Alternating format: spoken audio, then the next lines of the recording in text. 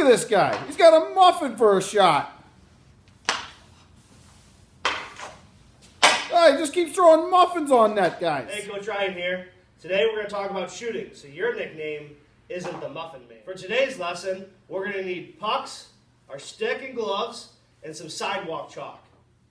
So the first line we're going to draw is going to be between our feet. Let's get our feet shoulder width apart, get a good base. We're going to draw that line straight out from our belly button. For our second line, we're going to walk back. We're going to look at the net. We're going to draw our second line coming from the 5-hole straight back about 2 feet. For our third line, we're going to walk down here. We're going to look at the far post. We're going to draw this third line back towards our front foot. Today, we're going to break down the wrist shot in 3 different portions. For the first portion, we're going to worry about the pullback. So we're going to bring our feet just outside our shoulders there. All right, get that stick in front of that belly button with a little bit of a gap. We're going to get our knees bent. Bottom hand now comes in here. We're going to look at the 5-hole. Pull back with both those hands straight down the line from that 5-hole. Get that weight to come back to that back leg. And then we're going to recenter ourselves here. We're going to do this 20 times. For the second part here, we're going to get in our good base. Feet shoulder width apart, hands are in front of our belly button with a good gap here.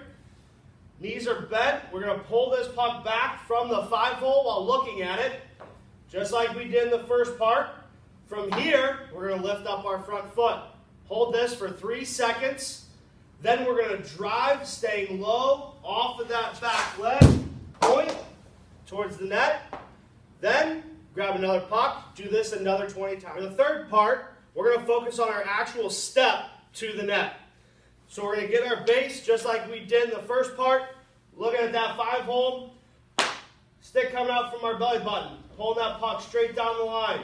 Transferring our weight. Making sure our knees are staying bent.